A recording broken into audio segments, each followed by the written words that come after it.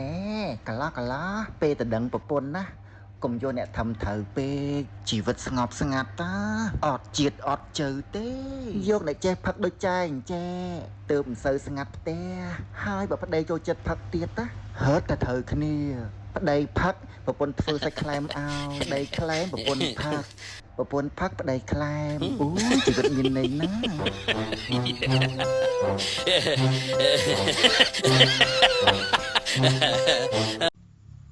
ឆ្ងល់ស្រីស្អាតណា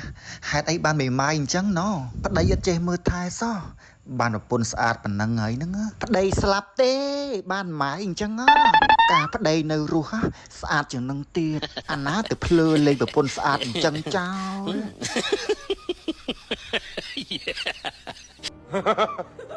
យើងជាមនុស្សស្រីកុំសូវជឿសម្ដីប្រុសពេកមនុស្សប្រុសកុំបថុយអសោះសម័យនេះមិនបានទេ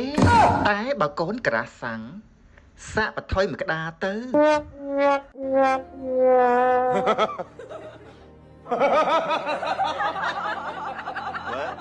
អ្នកខ្លាំងនិយាយដើមគេបាន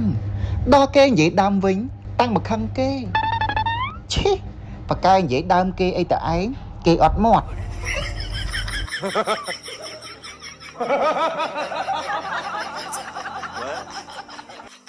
គេថាពេលវេលាដើរលឿនណាស់ខ្ញុំថាអត់ទេគឺលុយខ្ញុំដើរលឿនជាងសថ្ងៃច្រើនណាស់តែលុយអស់មុនបាត់អ្នកណាដើរលឿនជាងឥឡូវ